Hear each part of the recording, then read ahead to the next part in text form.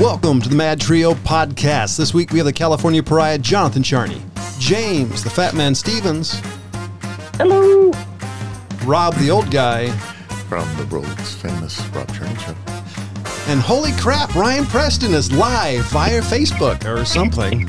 He's on. Oh my God. And he's dying. Okay. That was a California greeting. Oh, yeah. Get it? So we're just going to, because potentially something that'll change the course of history, I want to talk about... If you're listening to this in a nuclear apocalypse. Exactly. Yeah. Or Ukraine. So we're going to talk about the Soviet Union, or Russia, as they're now known, attacking Ukraine and being in Kiev, however you want to say it. Kiev. Russia, as it's now known since the early 1980s. Well, in Ukraine, we're talking about not Russia. We're talking about Ukraine. We're talking about Kiev, which is Kiev. So Russia pronounces it Kiev, and apparently because of that, Ukrainians pronounce it Kiev. Kiev, yeah. So a couple of things. Okay, so it wasn't just me who always heard Kiev, right? Right. Yeah, I always heard. Okay, just making sure, like, fuck, have I been mispronouncing this the whole time because I'm dumb? I could have swore I heard Kiev. Well, that's the name. That's the home country of my grandmother, and she always pronounced it Kiev. So it obviously changed between then and now, which was 40-some years ago. Okay, You kidding? It changed overnight. Last week they were saying it Kiev, and all of a sudden we're hearing Kiev. Kiev. And I get the instinct of, wait, Russia does what? Okay, we're going to do a different fucking. That's right. I get it. So I want to lay the groundwork a little bit for it. I mean, most people who have listened to this podcast understand what's happening, but I heard some things today I wanted to talk about. NATO has declared today that any cyber hacking done to a NATO country automatically triggers Article 5, which Article 5 means that all other member nations will come and protect said member nations. Yeah. The other one is Putin has actually said at least once, maybe twice, about activating their nuclear forces, which, from what I've heard and a little bit of research, is one of the few times a nuclear country has said so openly.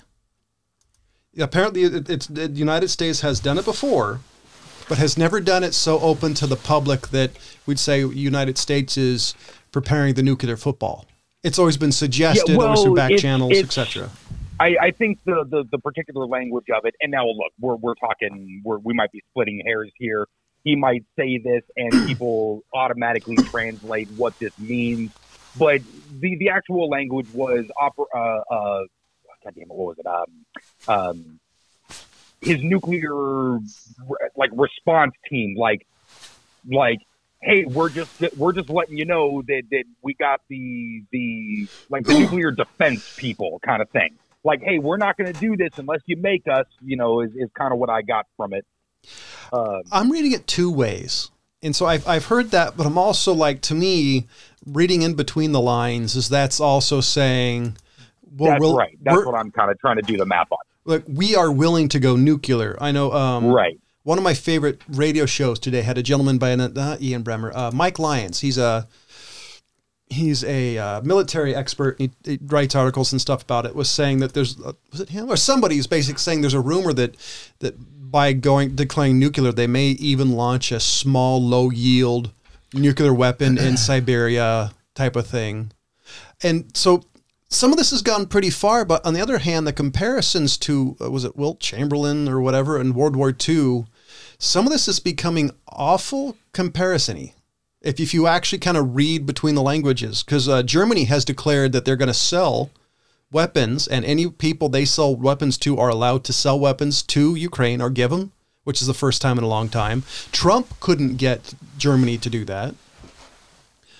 So there's a lot of interesting stuff. The president, the comedic actor president, has been getting a lot of praises worldwide because our commander in chief basically told him to get out of Dodge, and he more or less said, "Give me guns, give me ammo. I'm staying." He said on a report. Yeah, that's a flex right there, man. All the props go to that guy. I mean, look, whether it's posturing for your people or not, the placebo works on me. You know what I mean? Like the fact that he's even willing to go out there and say that, like, I don't need a ride, I need guns. And here's like, bro, props, man. And here's the reason why I think this could be World War III or not. There's a couple of things that are just really weird about this. They actually asked Elon Musk to help. Elon Musk put out a tweet that said Starlink is now activated in your country. I don't know how they're going to get the units to it, but they're already there. Oh wow! He shipped them. They're already there. Wow, that's amazing. Yeah. There's that, and there is a. I've only been signed up for almost 2 years now and can't get mine. But hey, let's just start a war, and all of a sudden you can get Starlink. So yeah, exactly. Yeah, you've just been going about it the wrong way, right? I must be. I'm going to have to declare war on my neighbor. So our repository of a lot of stories that we do on this podcast is in a Facebook page called Interesting SHT, and there's a brewery I think called Double Tap, or it's a brewery based in Lviv, Ukraine, has suspended its beer brewing operation, is now making Molotov cocktails for residents against the invading Russians. There's actually Ukrainians who live all over Europe coming back to the Ukraine to fight. I mean, this is the most unique. This is the first time in my lifetime that I can remember. One of the largest Google lookups for Eastern Europe has been how to make a Molotov cocktail. Isn't it fine bottle, insert alcohol? Yeah. What's that? That's what, okay. Yeah. I'm just saying, if somebody in their mind has even glanced passingly at a Molotov cocktail in a movie, yeah, and you don't immediately know how to make that, well, okay, man, have some critical thinking. Like, I appreciate you taking the time to look it up, but like, man, come on. So there are ways of making them more potent and less gasoline. I've got a particular recipe for you. less gasoline. A little bit of gasoline. Yeah.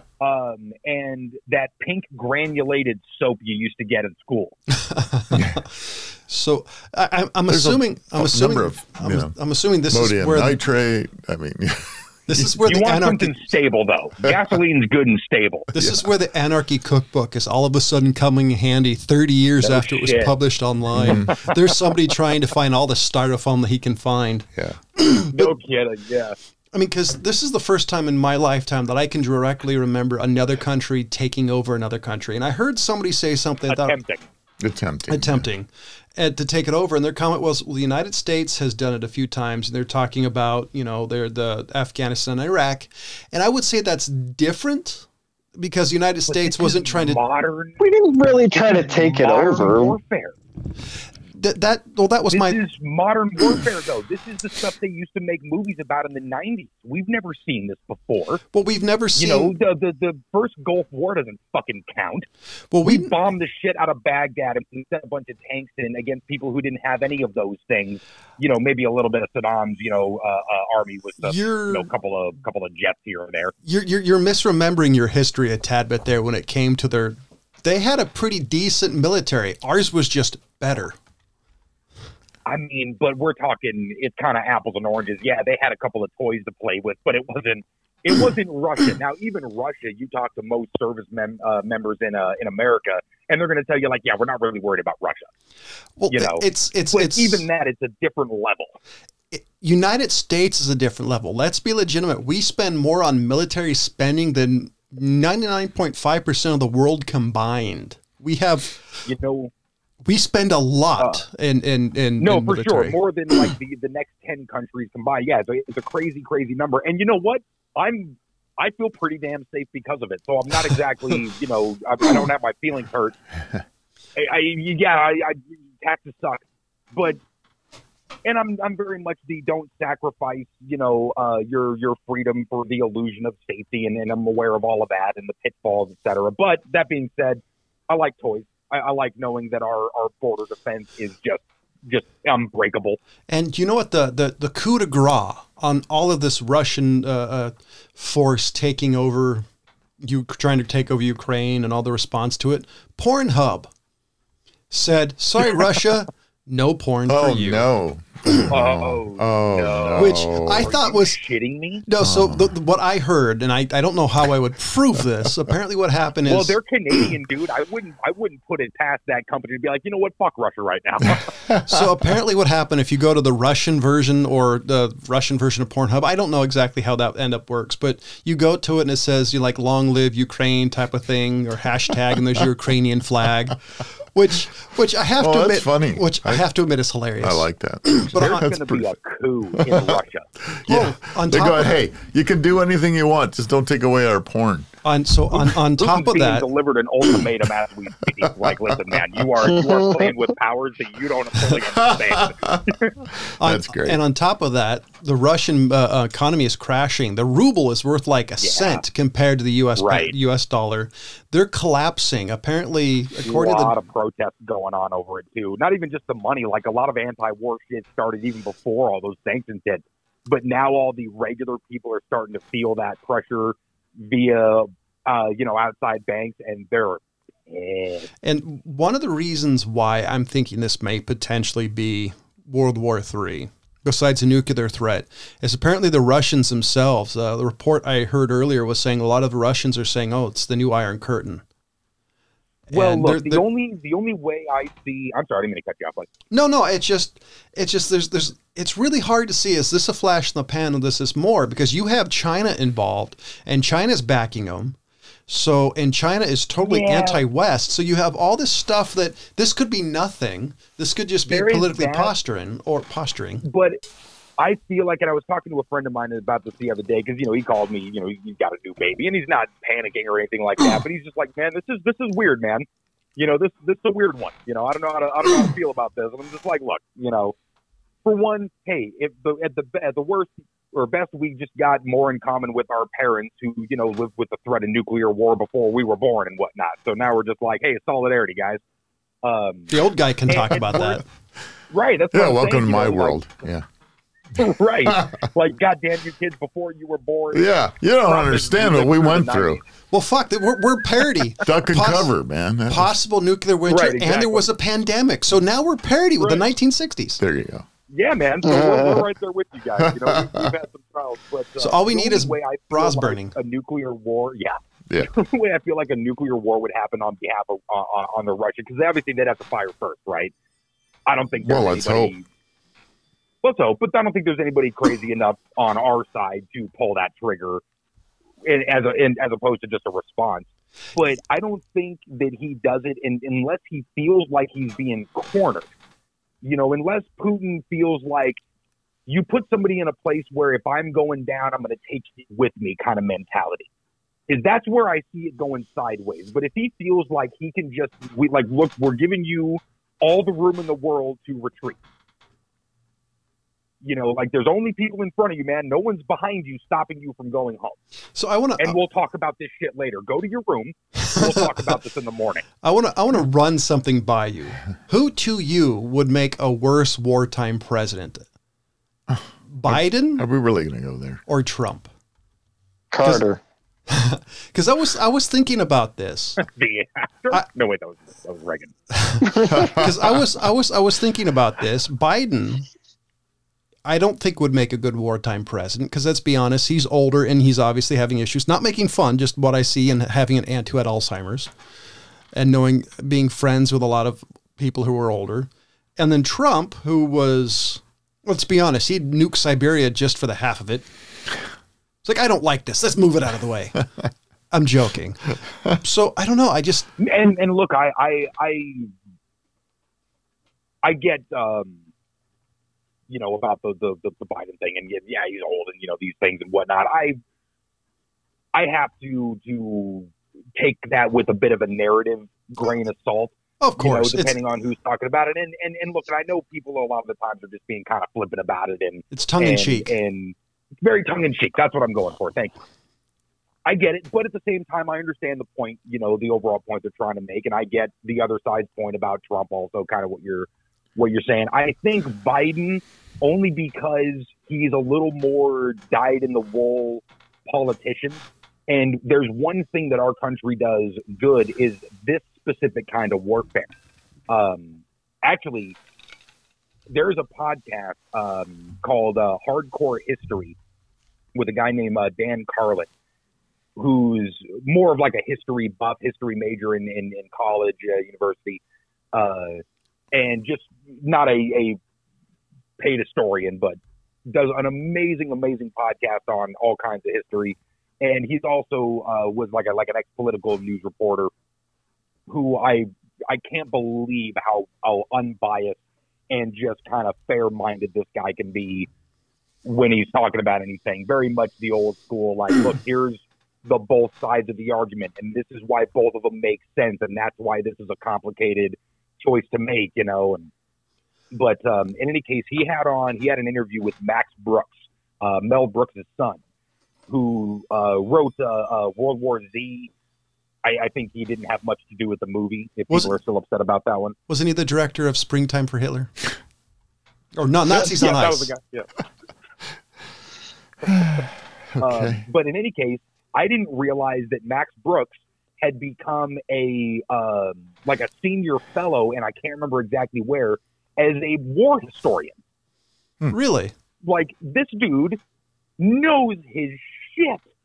Good for him. He is a legit war historian and is like a senior fellow at some particular war think tank and whatnot. And he has this great interview with Dan Carlin about asymmetrical warfare, about how, you know, like, we didn't learn much from the tactics of Vietnam and that kind of guerrilla warfare to really be able to utilize those sorts of new skills in something like Iraq and Afghanistan. And that's where we had logistical troubles and, you know, things like that, is we're just not geared to fight that kind of war. But he goes on to, you know, very well explain, better than me, how this type of warfare, and it's fucking prescient how he brought this up right before all this happened, but how this kind of warfare is really what we do.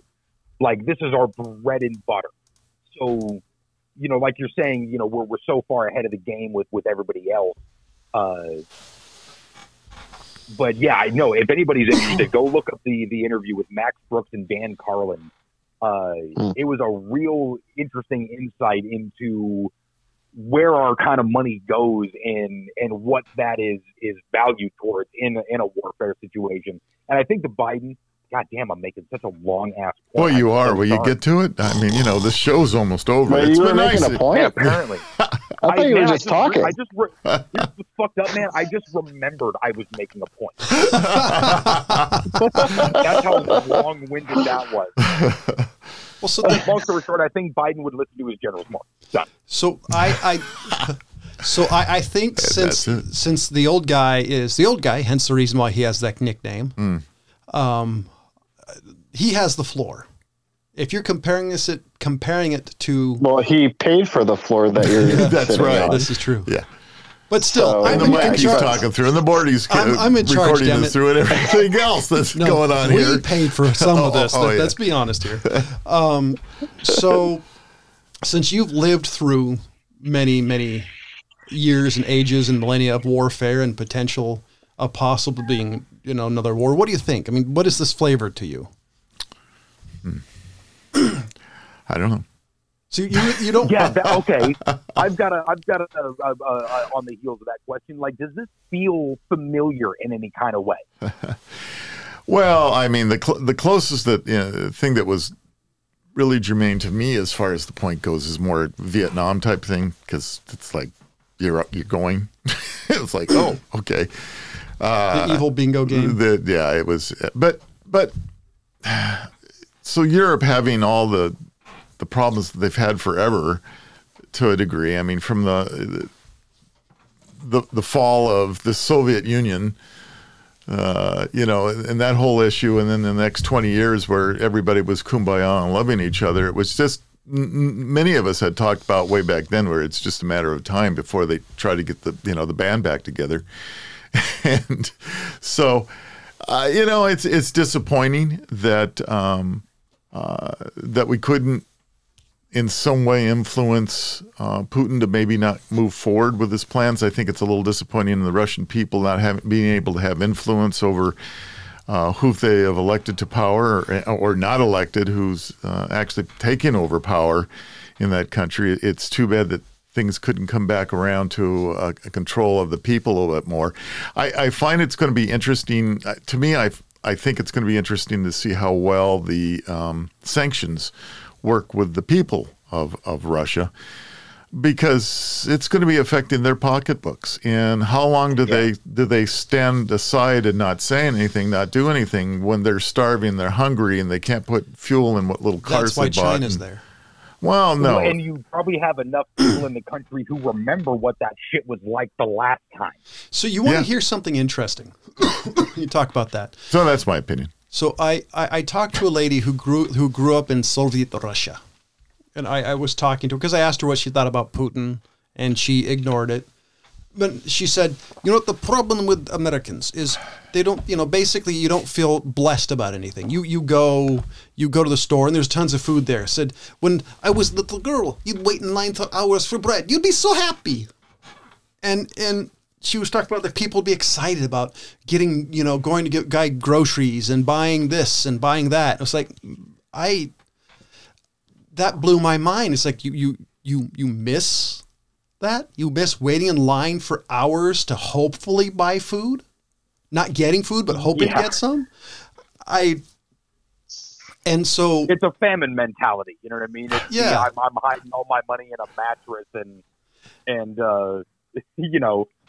I'm gonna save canned food just in case, because any minute the shoe's gonna drop. I mean, that goes back to my grandmother reusing coffee filters because, she was maybe afraid she couldn't get more. And it just, that blew my mind, just that fact. And it also, sorry. I was going to bring up the thing of Rob saying, that we're putting all these sanctions on Russia and everything. And then we have Americans who are now trying to stop, in protest, throwing out their vodkas. Now, the idiotic thing about that is just about 1% of all of the vodka that is consumed in the United States comes from Russia. Or does not come from Russia. So that 1% is all that comes from Russia. So when we're throwing out Smirnoff, that comes from Idaho. I think it's Idaho or Iowa. It's one of those ice states. And then, just the idiocy of that. And the other thing I want to point out, even if you do find one of those 1% bottles of vodka, it's already been goddamn paid for.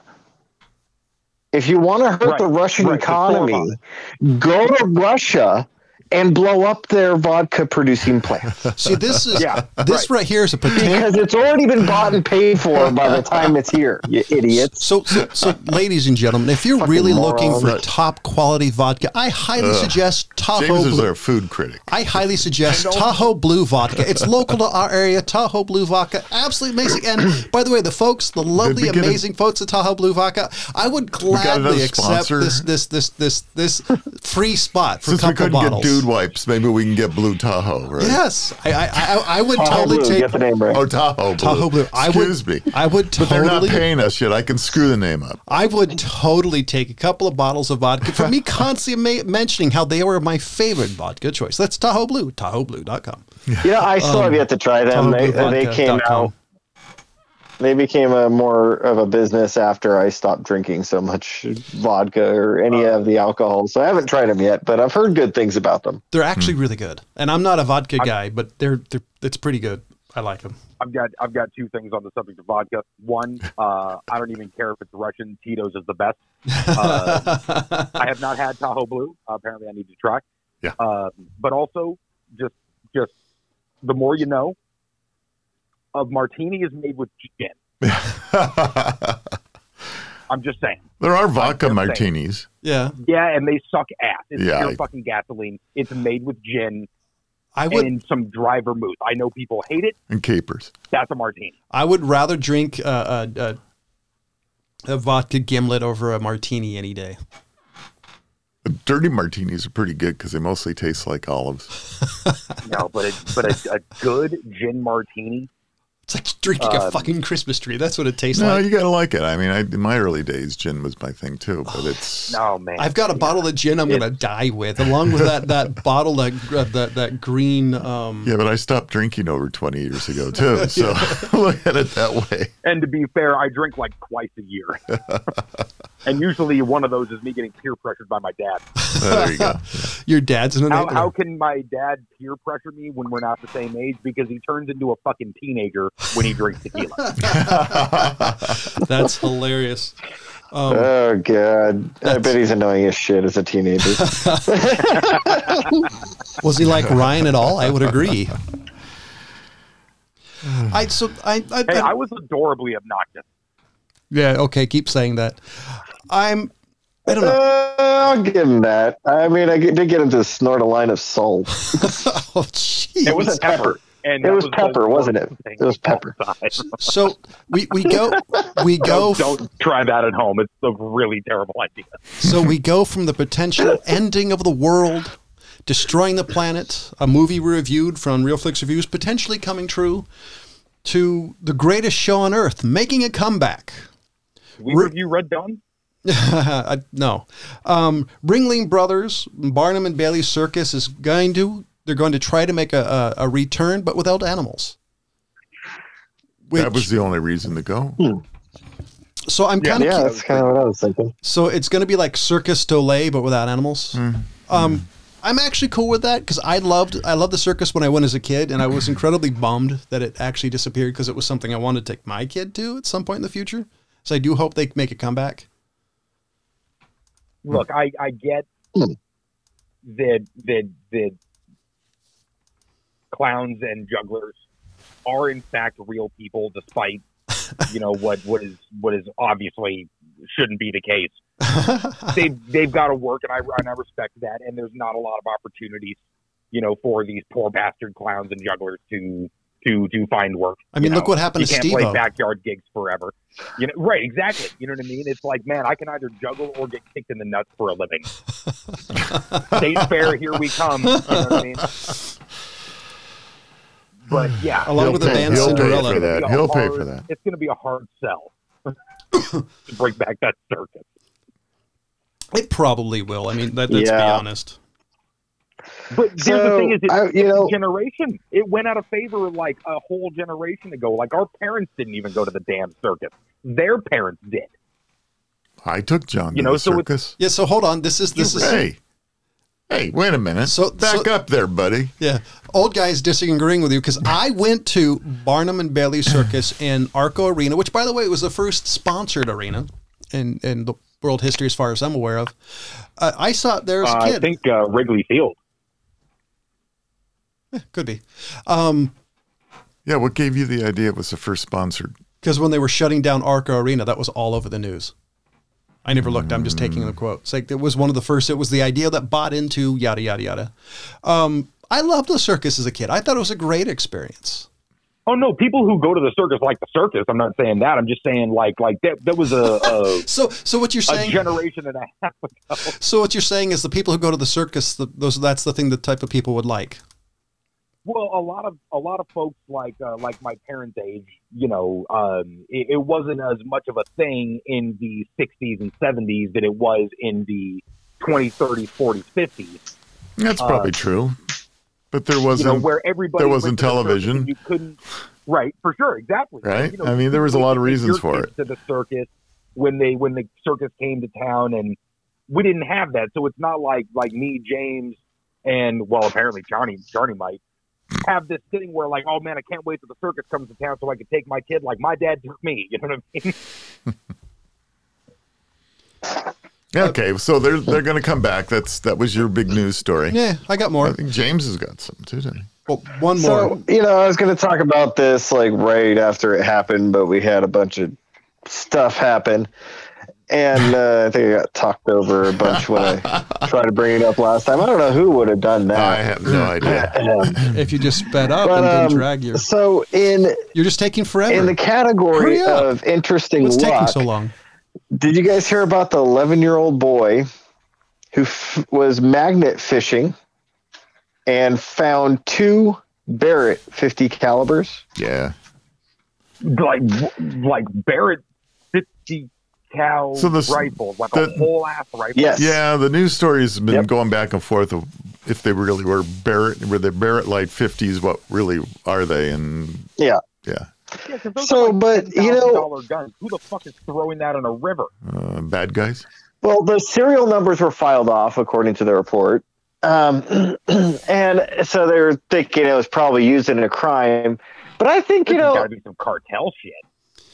Yeah. Now, hypothetically, if I found this, I would, because they were kept in shrink wrap. So there probably wasn't very much water damage, if any. And I think I would not be on the news about this. I think I would clean them up. And it said that they were he found. Let me try to find out. I think it was the bundle put up at home. Trying to remember where he said that what parts he actually found. It didn't say that it was the whole gun. I remember that side of it. Oh, now we're proofreading this thing. Right now. The middle of the show. See, well James is finding. I just had it. Come on. See, and John's going off on something else because he can't stand to sit there and let anybody else. It was the lower receiver and the bolt carrier group. Mm. So that's enough of a rifle to be put back together. You just got to get the stock back on there. And, you know, I mean, you could probably find that for cheap, but he found 2 of them like that. Mm. Now I'm trying to think, like, who was long distance shooting people? Because I hadn't heard any news of any, you know, assassinations. No. That's why I'm thinking they probably weren't necessarily used in a crime. Well, but was it the lower receivers? That he found the lower receiver? Yeah, the lower receiver. And the bolt. Lower receiver and bolt carrier. So that's the serial number would have been on the lower receiver, but you're saying the serial numbers were filed off. So you have an illegal weapon anyway. So who knows? I would have made sure I turned him over as well. To be honest with you. And let's be honest, you would have heard if a Barrett Lightweight 50 was used in a crime because there'd be holes in it. You know, they go through engine blocks. That's what I'm saying. It would be something that you would have heard of if it was used in a crime. It would have been on national news. Oh, yeah. Well, if they were saran wrapped or shrink wrapped or whatever, I mean, that implies to me somebody staffed them there and they're going to go back for him before the crime. But where in the world was thought. They were off of a bridge in Florida, like an overpass. Cartel. The C-102 Canal in Florida. Yeah. I have no idea where the hell it is other than Florida. It had to be. Yeah, to be cartel. Okay, so here I want to. This is a very quick Google search on store.barrett.net. Model 882A1 upper 50 BMG flat dark earth receiver 20-inch barrel. Guess how much the cost of this upper receiver is? $4,000. $5,069. Jeez! Wow! See, now they said that there's 2 of them. I'm just wondering, maybe you could sell part of one and put the other one back together. I don't know. How many people who can afford a Barrett Lightweight 50 of any version or variant? They've got to be like $20,000, $30,000 guns. I want to say they're around 10 to 15. Yeah, I think Ryan's probably right. And heavier than hell. But by the time he had an optic could work with something like that, you're right there to where John's at. So yeah, no doubt. I couldn't believe how expensive optics are, man. Optics are as much as a gun these days, and then you can't afford to feed the thing. You know, you just true. For what it costs per round. So it's like. Ridiculous. Yeah, aren't 50 cals they're like $10 a round or something. Yeah, like now I think it works out. Last time I looked, they were closer to $5 to $6 a round, but that was like 10 years ago. Maybe. So here is some Lake City 50 BMG ammo, 50 rounds of 660 grain, full metal jacket, M33 ammunition, $159. For 50 rounds. So 50. So what? Oh, goddamn! I should have paid more attention in math class. So it's 159 divided by 50. It's $3.18 a round. Yeah, that's pretty cheap. So it's come down in price, not gone up. I just still $159 for 50 rounds. Yeah. But on the other hand, a box of 9mm almost cost you that. Shit, last time I bought 357, it was like $70. It's like, wow. I know. For a while, their ammo was ridiculous. I did want to notice something that I think is interesting. Talk about the previous conversation about the war in Kyiv in Ukraine. What is it good for? Absolutely. Yes, Anonymous. The hacker group Anonymous is going after Russia. I think right there is the most interesting story of the war, is when you have them, because there's been apparently hackers of worldwide who are starting to really screw with Russian infrastructure, like shutting down websites and stuff. That's the thing, man. All of these things happening from every different angle. How the shit? And I make no claim on knowing the geopolitical, structures in place and egos and all of that stuff. But how the hell does Putin walk away from what he's done and not look like a total bitch? Yeah, that's a good question. That's the thing is, from what I heard this morning on the radio, I didn't actually look this up, but according to the Russian generals that he was listening to, they said that they would have this entire war over in 11 minutes. That they were going to have Ukraine, all of Ukraine subdued in 11 minutes. Well, I think they just thought, and we are in day what now? Yeah.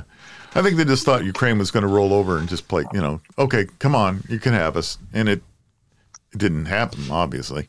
You know what should have happened? Instead of rolling in the tanks, blowing a city up, what Russia should have done is bring a pack of Audacity, sit down the pack of cards, bring a couple of vodka, and throw a party. Let's figure out who gets the country via our amazing sponsor. Today's show is brought to you by Audacity. The game where dignity is overrated. Go to ODDASSITY.com. That's ODDASSITY.com. Pick up a card game from this website or selected stores. That's Audacity, the unforgettable party game for mischievous people. And that was the most ham-fisted.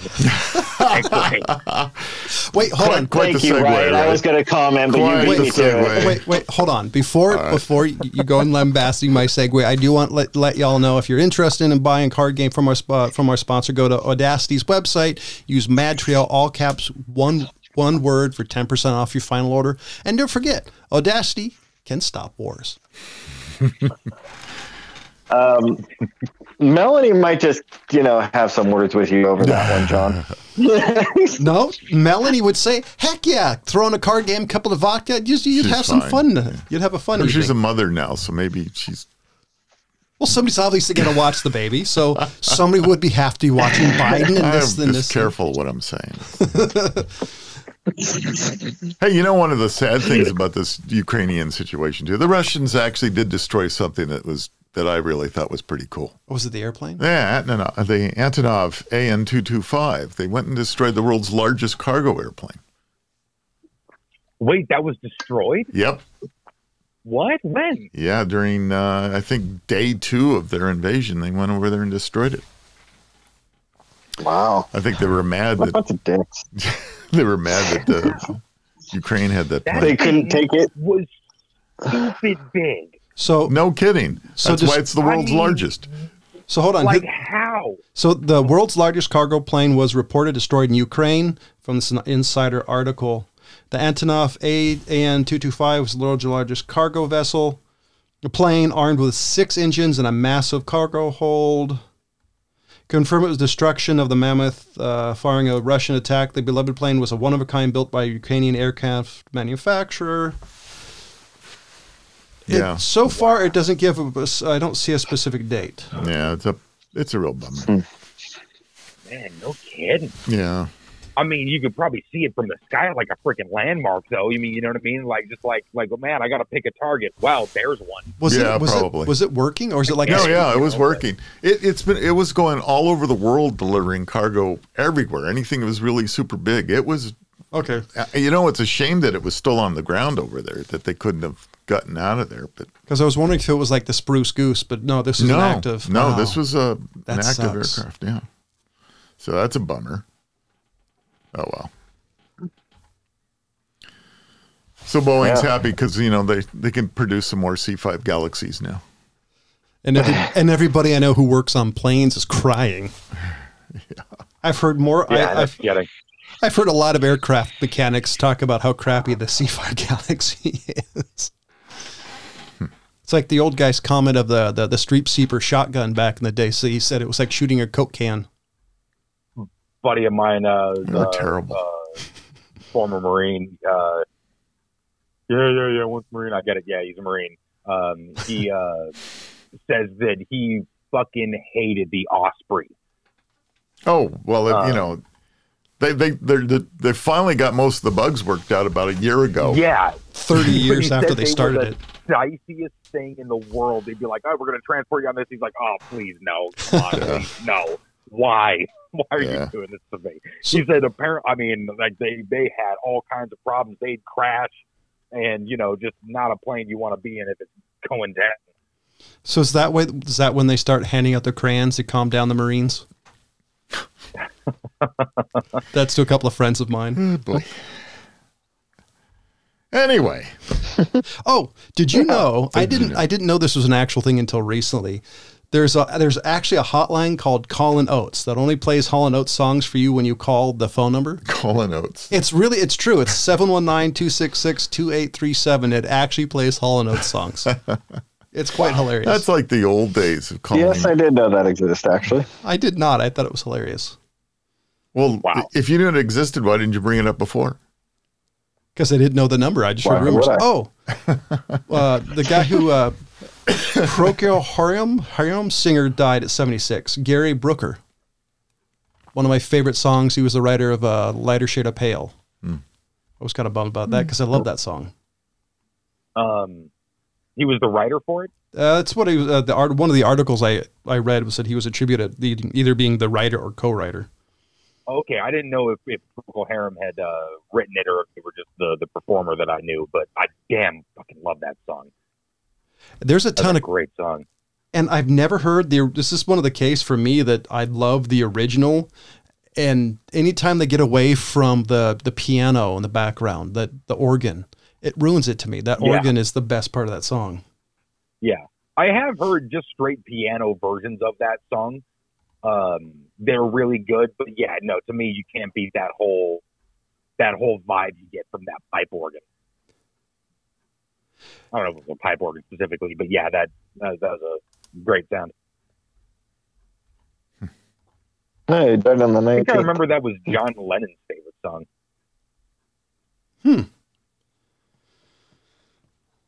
No, I kind of like that song a little bit less now. What's your problem with John Lennon? He was an asshole. Who gives a shit? I'm not a big Beatles fan, so that's kind of why. Honestly, I mean, they have heathen. they have songs I like, but I could, if I had a best of album of the Beatles, I could be happy. I'm just never been a giant Tiny Beatles fan. Tim has a song I like. That's not saying much. Like I said, they have songs I like. I'm going to write note to self. Contact attorney dropping Jonathan from, I'm sorry, did I say this out loud? Yeah. That's it. No, agreed. That's some heretic shit you just said. Jeez, right. Hey, I can tell you why. I know that they're amazing and revolutionary for the time. I've just never been a giant fan of them. Plus, they wrote Yellow Submarine, which is the worst song written to man next to Hansen's MMMBop. They also wrote everything the Beatles had ever written before they were all 30. Huh? So the amount of shit you've heard from the Beatles was all before they each turned 30 years old. They're like the most prolific writers of all time. I would give that to Dolly Parton. You're out of your effing mind. As far as writing credit, Dolly Parton will go down as one of the greatest songwriters in history. I mean, hey, I Will Always Love You. You know what I mean? I'm constantly trying to let people know that she wrote that. You will? You will always love me? He's a masochist that way.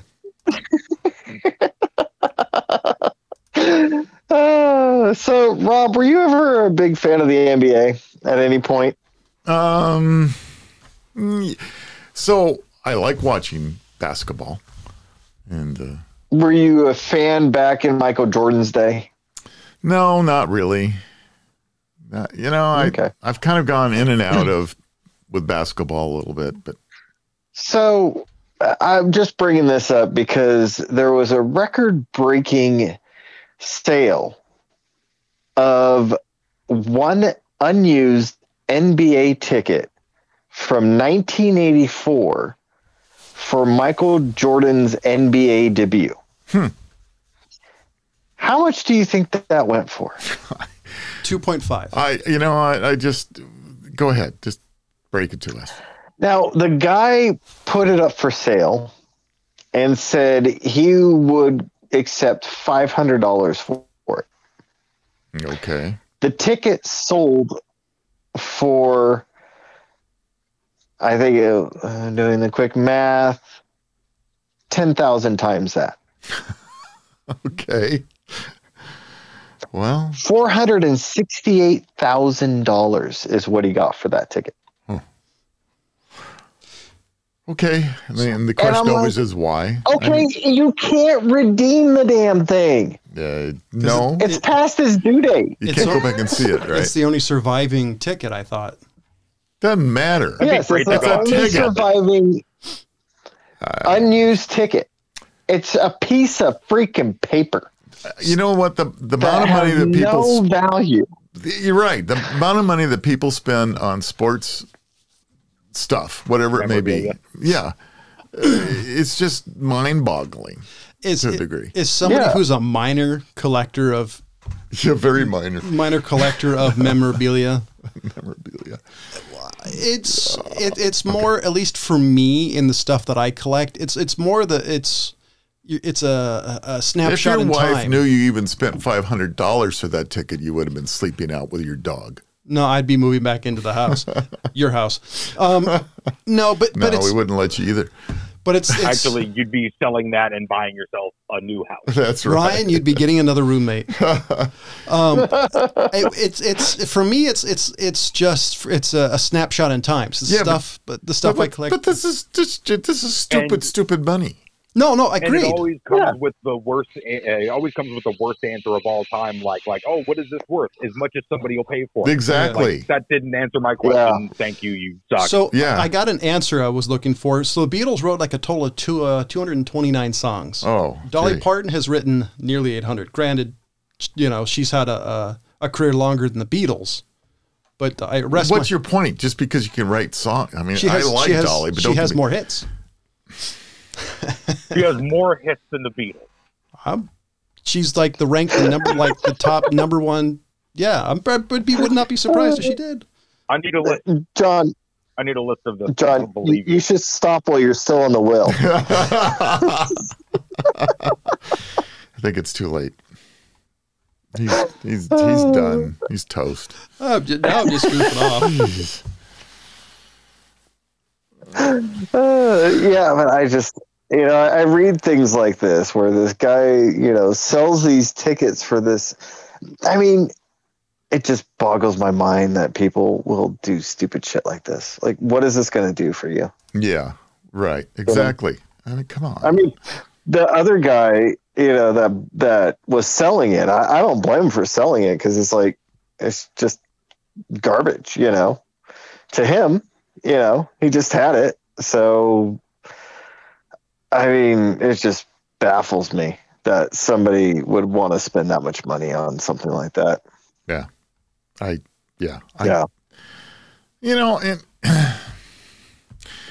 So I suppose. Being Michael Jordan, I would wonder what he would think about this. I'm sure the news reached him, but I just, I wonder what he really thinks about this. Like, he's probably laughing. He's laughing to the bank every day, right? I mean, look, how less or more arbitrary is it than the sneakers that he would have wore during a championship game, or the rookie baseball card? It's all it's the fucking Goodwill Hunting line. Like, why don't we get together and eat a bunch of caramel? Yeah. It's just as arbitrary as drinking coffee. Like, it's all equally ridiculous if you actually think about it. And there's probably some piece of fucking Star Wars something or other. I mean, if I was stupid rich, the amount of money I'd probably pay to have like the original Luke Skywalker lightsaber, which technically would have been Anakin. But that's something you can take out and beat the crap out of solicitors with. Right. For sure. And the lucite case that I put that ticket in, I could beat somebody pretty hard with too. But it's all equally whatever. Like, if you look at it and you get some kind of feeling about it, it's the whole art thing, eye of the beholder. It's a cop-out answer. So I don't. You know what it reminds me of? It reminds me of the guy, I can't think of his name right now, from basketball, when he's taking him on a tour of his house, and he shows him the bat. And he's got the players in their little cases, and they're there for a little while, and he's paying them an exorbitant amount of money to be there. It's like, what the fuck is the point of this? And who was the bat that he had? I'm trying to remember. It was some famous baseball player. You remember what I'm talking about, Ryan, from basketball? It was Reggie Jackson. No, it wasn't him. I don't think it was Reggie Jackson. I think Reggie Jackson was in the case. I think this is where the old guy says this isn't Real Flicks Reviews. That's all right. I mean, gotta cover this time with something. I did want to say, far as collecting memorabilia, since I collect ancient Disney stuff, like, granted, I haven't even remotely spent what these guys spent on the ticket. It's kind of fun to have. However, if I spent that much money on a little Disney thing, I think I'd feel guilty about it. Well, first of all, somebody spending that kind of money obviously has more stupid money to throw away than they do brains anyhow. You could buy something that will be worth money in the future versus something that I don't disagree with. They already own that. Yeah, I mean, when you got people spending that kind of money on something as stupid as a ticket, from whatever it was, but it just, because I mean, it'd be like, for those people, it's like you spending $10 to buy a Big Mac. I mean, right? It's just, there's no legitimate, you can't relate to it. Legitimate question.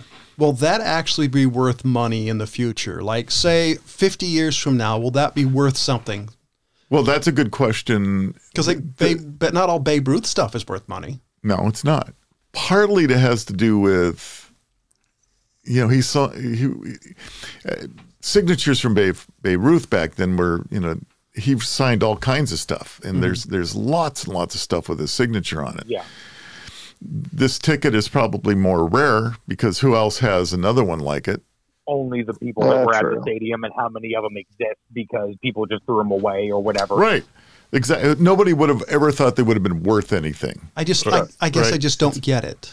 True. Well, look, that same guy who bought that ticket is going to look at the $300,000 lightsaber, or a $500,000 bidding on the hoverboard from Back to the Future, and think that's the stupidest thing I've ever heard of. Right. And by the way, I'm totally for it. If you've got the money to spend on ridiculous things, then go for it. I mean, the ratio that I spend on it versus he spends on it is definitely different. Astronomical. Yeah. Oh yeah. Like, I spent, the most expensive thing I bought was the frame for my Disney map. And I got threatened over it almost. So here's the, since this is kind of a Ukrainian day for us here, the headline that caught my attention: Twisted Sister's Dee Snider reacts to Ukrainians using his song as the battle cry.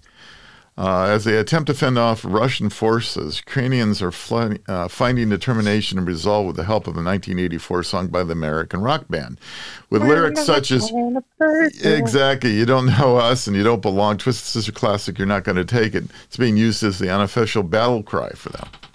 How about that? Oh, did you read further in the article where it says why he's okay with it? No. Does he go on to say why?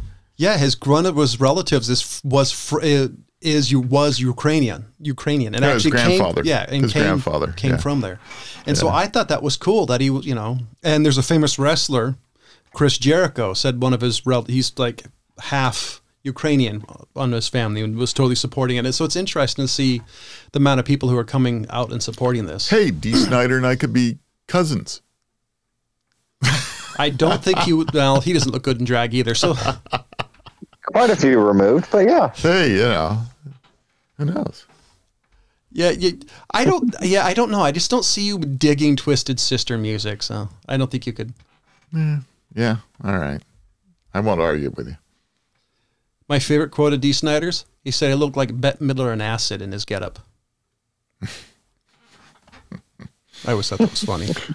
Okay, John, it's getting close to that time. No, we still have plenty of time to talk about the show. I don't have any listicles for Melanie this week, unfortunately. Sorry, Melanie. Rob dropped the ball. I did. No listicles. Yeah. You can make some up. It's a busy week. It's a busy week. It was a busy week. That's the excuse. A retiree. It's a busy Monday. week. Yeah. Feels like a busy week. Second day of the week and I'm worn out.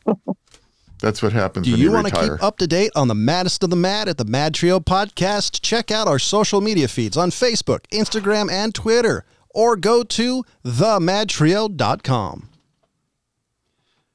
So anybody have anything else to round out the show? The show is round? Yes. Now go sit in a corner. So ladies and gentlemen, for the California Pariah, the fat man, the old guy, and Ryan Preston, as always, thank you for listening. Goodbye. Goodbye.